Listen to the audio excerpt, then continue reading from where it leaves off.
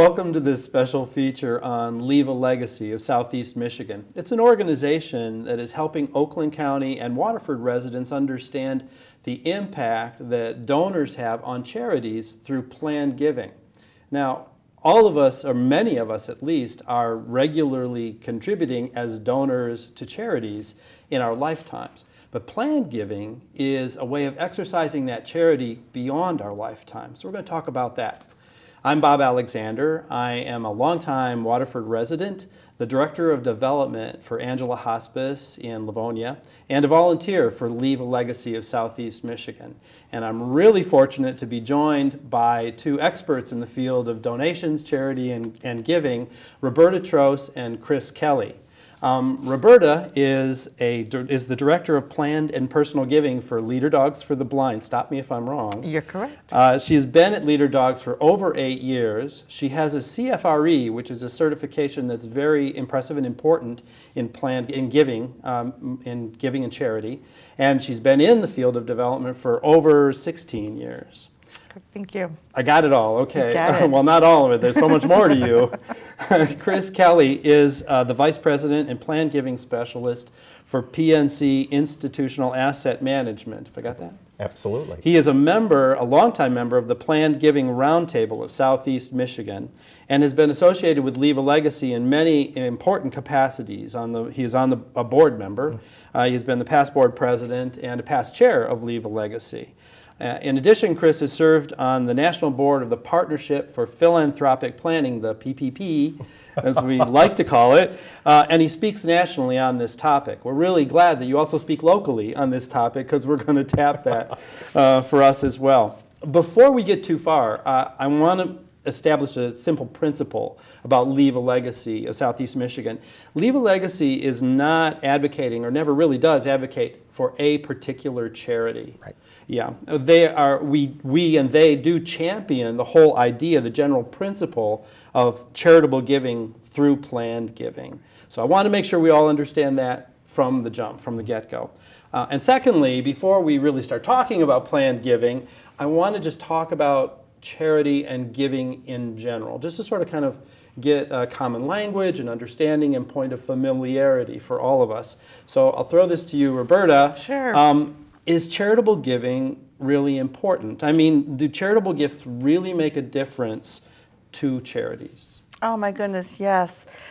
Without the individual giving to the nonprofits, the face of this nation would probably look different. Many, many nonprofits depend totally on individual giving. Some from corporate, some from foundations, some from other areas, but mostly individuals. When you look back at the founding fathers of this nation, Benjamin Franklin was very, very bold in asking other people to help other people. And Helen Keller, who was a very famous woman, a very special woman in her own life, said that alone we can do so little, but together we can do so much. And that's true in giving. If we all just give a little bit, as much as we think that we can, it makes a world of difference to this nation and to our world. Well, that's tremendous. Well, with giving being so important in Michigan, Chris, by what measure do we as a community, a Michigan community, by what measure do we give? By what measure are we charitable? Well, the Planned Giving Roundtable of Southeast Michigan just recently did a study on charitable contributions here in our state, and that concluded that about 82% of the Michigan population contributes during their lifetime. Mm-hmm. But what is a little shocking is that when it comes to leaving a legacy or continuing that contribution or that spirit of giving, it drops down dramatically to about 9%. So we go from double digits to single digits. Mm-hmm. And that's what Leave a Legacy is all about. It's reminding us that the organizations and issues that are so important to us during our lifetime still need our support, and we can be advocates even after we've passed. Right. I want to talk about that some more as we continue on, because I think that there are some interesting revelations for the Waterford and the wider community about that stuff. I want to talk about motivations, though. I mean, what is it right now in our lifetimes? What is it that motivates people to give? What makes them charitable? If it's such a big percentage, why? Well, motivation, I think, comes in different formats. I think there is really a strong or an innate desire to give back. We recognize that we've been very fortunate ourselves, and we want to share with those who might not be as fortunate as we have been. All the way down to maybe a more base desire, but for our own personal goals, financial or even tax planning. So motivation can really run the gamut, but the ultimate goal is to have an impact on an organization or group of organizations and issues that affect us personally as well as throughout the state and the nation. Sure. Have you seen those same kind of motivations, Roberta? Absolutely. Throughout the different nonprofits that I volunteered at or worked for, you see that there's that passion for a personal experience, a passion that they have individually or maybe a family member, or just the mere fact they understand, like, wow, I could be in their shoes. That could be me. Empathy almost, right? Yes. Okay. And so they think, I want to help. Wow. There's a strong desire, as Chris has said, that we want to help. Right, right. And this is probably a silly question, but I think it's not so silly if you're not fully engaged in it necessarily or know all the facets. But how? How do people give? What do they do to give? What's the physical process? What's the Sure. There's ways that you can give without using money, which is your time, your time and your great talents. observation. I mean, the volunteerism in America is huge. People love to volunteer. But you can also write a check. You can also, give cash. You can make a gift in honor or in memory of a loved one while they're alive or when they pass on, or of a pet. You can attend an event that the charity that you're passionate about is having, which is a great way to find out how they operate and really what's going on. So event going is a very good way to give.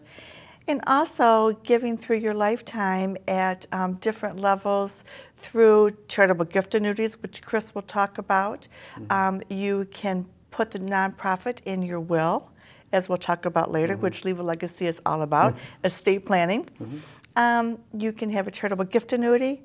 You can list us as, or list nonprofits as beneficiaries or owner, life insurance policy, retirement accounts. Those are some of the ways. Yeah, there's a lot. Yeah. There's a lot. It's a little mind-boggling. And I think, Yeah. Chris and I, you and I were talking about this last week, just that sometimes your head spins because when you open up that Pandora's box, there are so many things in there. What kinds of things have you observed, sort of newer vehicles, things that are sort of pertinent for people's lifetime giving? And can you describe the benefits of those just to lay people like us?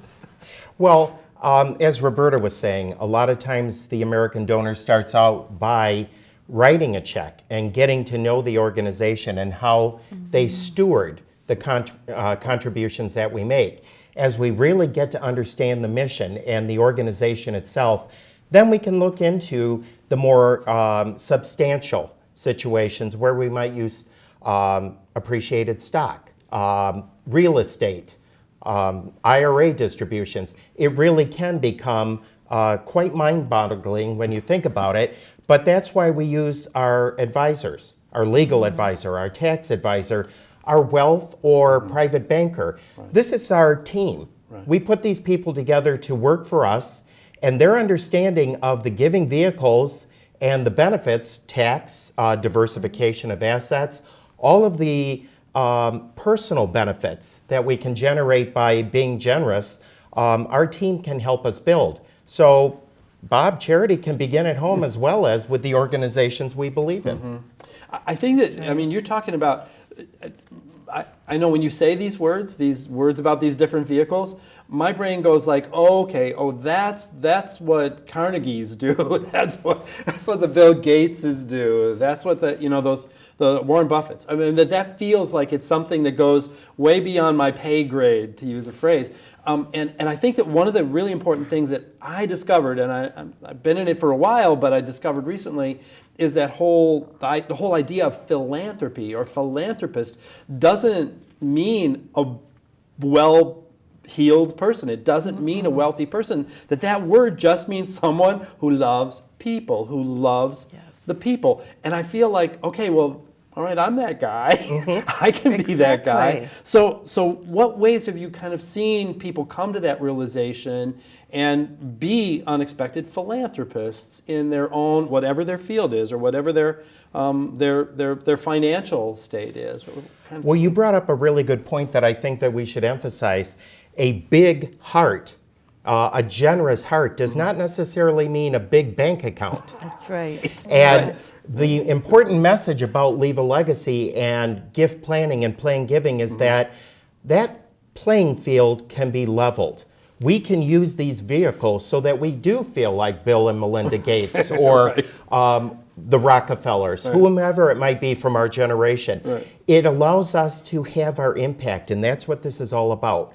We meet an organization, we get involved with them either through volunteer or continuing to support them in current gifts, and we want to continue that giving. So these vehicles allow us, they enhance our ability to keep having that impact and to send that message of support through the generations, whether our own family, our communities.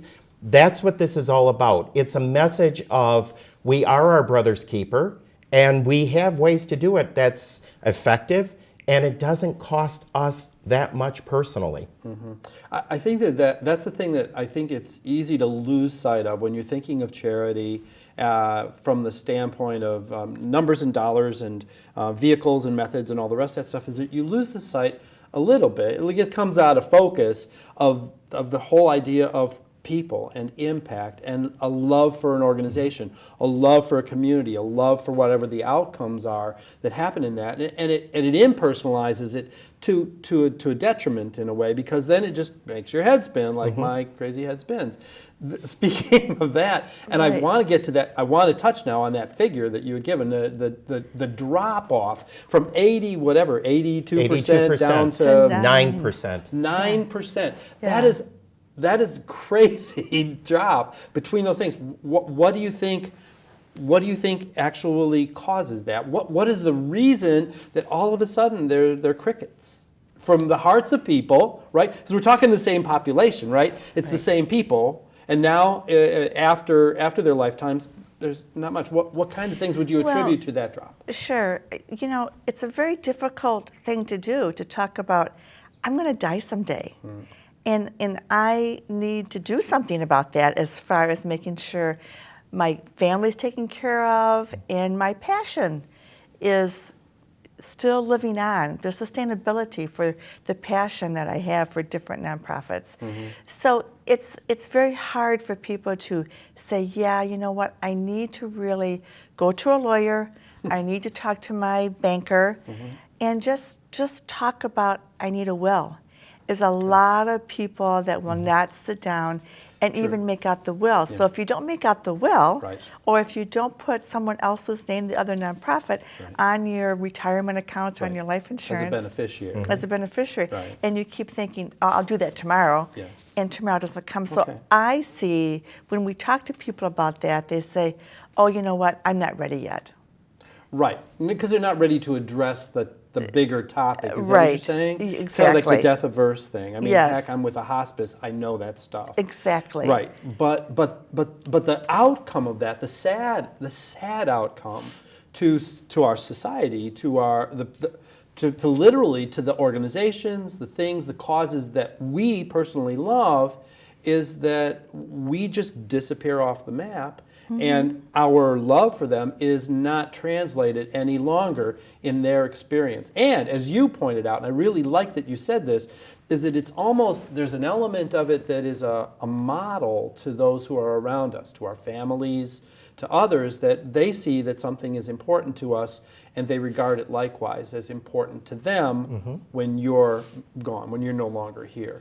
So it is a tough topic, but still the disadvantage is so profound. Don't you agree? Oh, absolutely. And I think, as Roberta was pointing out, this shouldn't be about our passing. It should be more about our passion. Exactly. And, oh my gosh, that's great. And the fact of the matter is, gift planning and plan giving allow us to do something about these organizations and issues now, when we can enjoy our philanthropy and and answer questions from family or friends or community about why we are so passionate.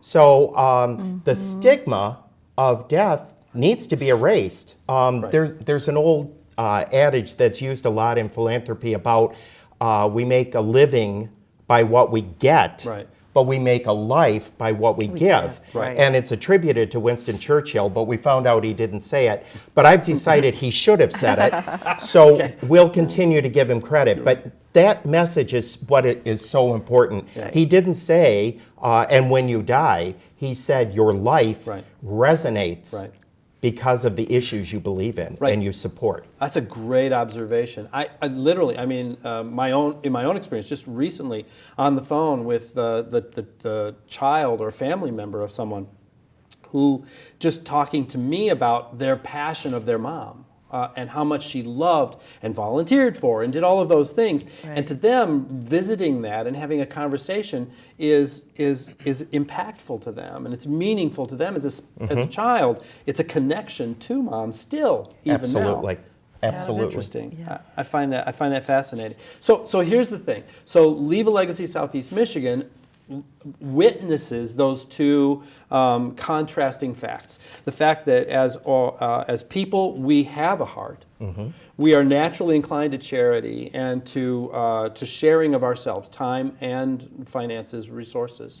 That we are that. As our lives conclude, that just drops off. There's just this basically a brick wall that the whole thing hits. So Leave a Legacy, that's kind of our wheelhouse, right? Exactly. So what is our message? What is it that we have to say to community members who would be listening or who might be able to even translate what we're saying to people that they know and love? What's the message of Leave a Legacy in that situation? People, and I think you hit on it earlier in our conversation, is they think that they don't have anything to give. Right. They want to save everything for the children, for the grandchildren, for the surviving spouse. And that is just so personal, that's so important. And through counselors and through advisors and through Leave a Legacy, we can show people that you can accomplish all of that. You can take care of your children, you can take care of the grandchildren, and still send some money, leave some money for your legacy to be carried to your favorite charity. And we see that a lot, is that it's because my mother loved this, or my mother, experienced this while she was alive, just as you said, talking to the child. Or a lot of times we'll see that someone knew someone and they want to carry on their legacy, but they think they don't have enough money. So, through the experts, there's tools that can be set up while they're alive. A charitable gift annuity, which sounds so formal and so difficult. It does. It's like all those three words. Just I don't know. That's a word salad. Yeah, but Charitable it's such a win-win for the person and for the nonprofit. It's probably my favorite one, or the charitable remainder trust. But I'm for that. Let's break from like just the general stuff and talk a couple of gears and nuts and bolts, things like that. So charitable gift annuity is a fave. Right. Is that right? It is. Why and what? Just sort of explain it. I think because we as a nation love things that are simplistic and can be accomplished quickly. We are the microwave generation. And the charitable gift annuity is a very simple contract. Most times it's 2 pages, if that. Okay. It spells out that I am making a contribution through this contract. Okay. It dictates what my return income back, yes, it's a gift that brings back income to me, as well as establishes my legacy for the organization I believe in. And that's all spelled out in this very simplistic contract. But the one thing that I do like to make sure that donors understand, while that contract may be provided to you by the nonprofit organization itself, it's never a bad idea to make sure that your legal advisor understands that you're doing it. If they're helping you do all of your planning, they need to know what you're doing in what increments so that it becomes part of that overall plan. Right. They know the tapestry of your intents. They know the whole thing. Right. It's not just one little piece. So a charitable gift annuity, okay, I'm getting the words, charitable gift annuity is something that's used for lifetime, like and in a person's lifetime. It's not one of those things that just automatically or just starts up after your life? It's considered a split interest vehicle. Okay. Meaning that while this contract is in existence, Okay.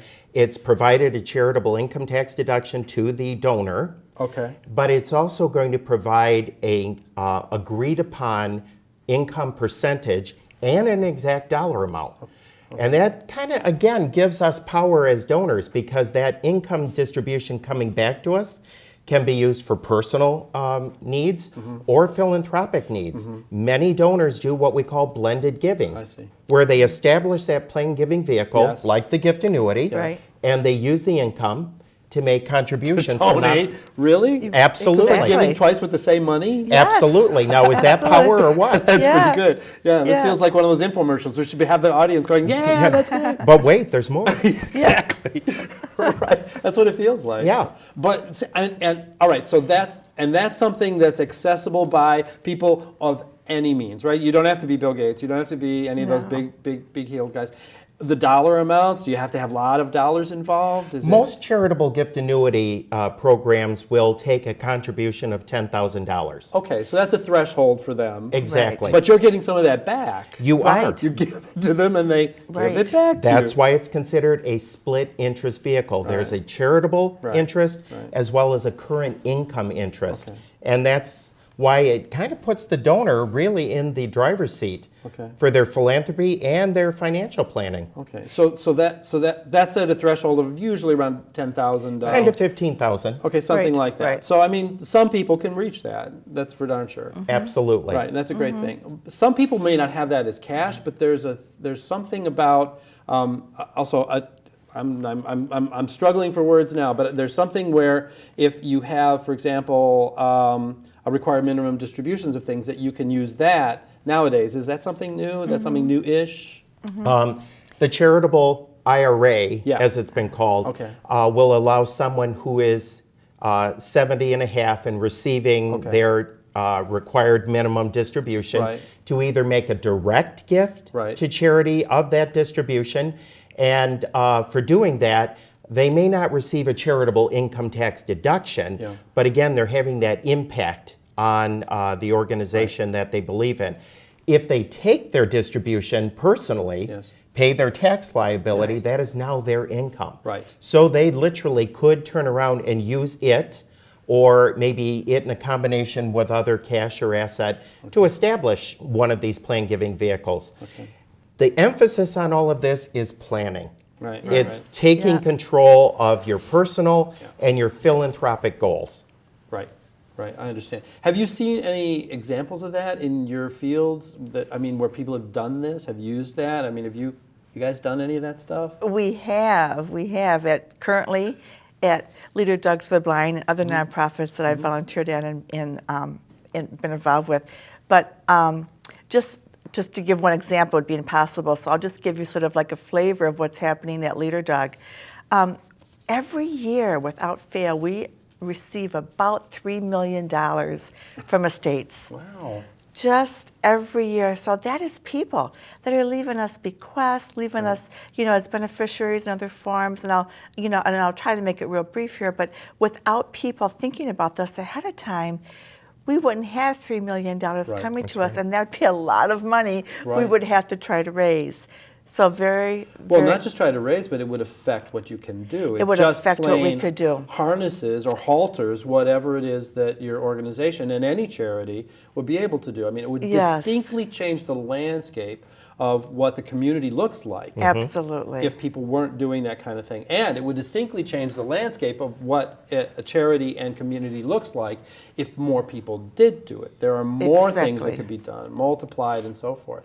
I want to talk really fast about one thing that you had said, Yes. because I know we're winding up, but you had talked about the apprehension that people have about their estates when they have passed away, and they think, well, I want to provide for my family, and how am I going to do all of that? And I just kind of came to this sudden realization that you're going to do that the same way you do it now. People Exactly. use their estate, their income, and all the rest. They provide for their family and they provide for their charity. Why doesn't their after estate look the same way? And I think that if people can get that sort of Exactly. rationale going, they would begin to sort of go like, oh, yeah, there is some discontinuance there, and I really want to adjust and fix that. Yes, I can do it all. You can, and people can do it all, and they Yeah. don't have to be Bill Gates, and they don't have to even have $10,000. No, If you don't have that no. much money, you can You can still do it do other something, ways. right? Absolutely. Yes, there's a lot of other vehicles that they can do. And most importantly, every gift is important. Every gift, no Every matter the gift dollar is a major size. gift because Yep. it is having an impact. And we just have to remember that we can do it. Right. Every major gift to every individual is a major gift To the To the organization. organization, Yep. because it shows their heart, the depth of their compassion Yeah. for them, and certainly their support. Well, You if we kn- can, I'm sorry, Chris, go ahead. No, go ahead. Well, if we can just remember what Helen Keller said, alone, Right. by ourselves, we can do so little. Right.